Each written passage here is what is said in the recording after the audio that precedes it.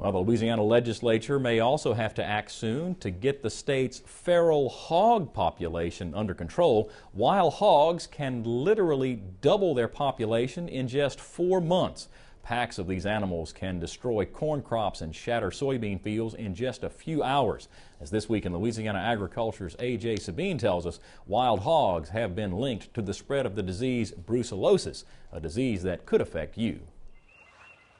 Wild hogs have been a nuisance to row crop farms and rural communities for years. Now a population explosion has forced these animals into urban flower beds and backyards. Near Alexandria, the USDA, Louisiana Department of Wildlife and Fisheries, and others met to root out solutions to control feral hogs and a new threat, the spread of swine brucellosis. State wildlife veterinarian Jim LaCour. Swine brucellosis is a bacterial disease of hogs, a venereal disease of hogs that is contagious to human beings.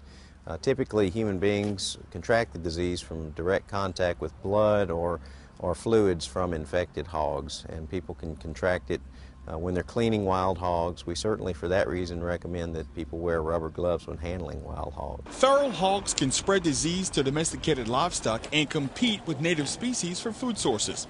Hogs also cause environmental damage because they root around riparian areas, which could lead to siltation, erosion, and fish kills. USDA wildlife biologist Walter Cotton says landowners should use every tool in the box to control these animals. They need to look at all of the different legal options within the state and then use them all. If the hogs become educated with the traps, then there are other trapping techniques, shooting techniques. The Louisiana Department of Wildlife and Fisheries is issuing night shooting permits now. There's all kinds of different ways, but you got to use that integrated approach. If you use just cages, you'll just skim off the naive ones early on. Hunting may serve as another solution. Right now, Wildlife and Fisheries must issue permits to hunt feral hogs at night.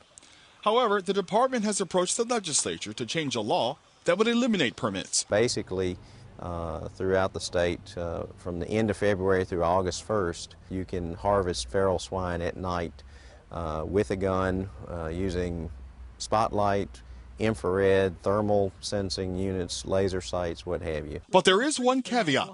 The endangered Louisiana black bear competes for the same food sources and could be a confusing target in low light conditions. You always need to identify your target, but it's never been as critical as nighttime working with an animal that is essentially dark in coloration.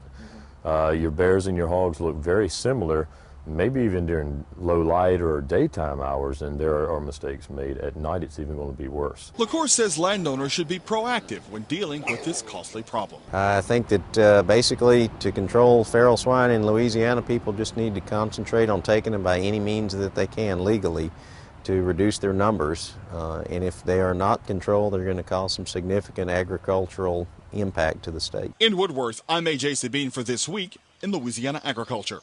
Now, the Louisiana Department of Wildlife and Fisheries has filed a second bill in the legislature that would prohibit free-range swine production here in the state. Right now, anyone charged with killing a domestic hog could face severe penalties, including criminal charges.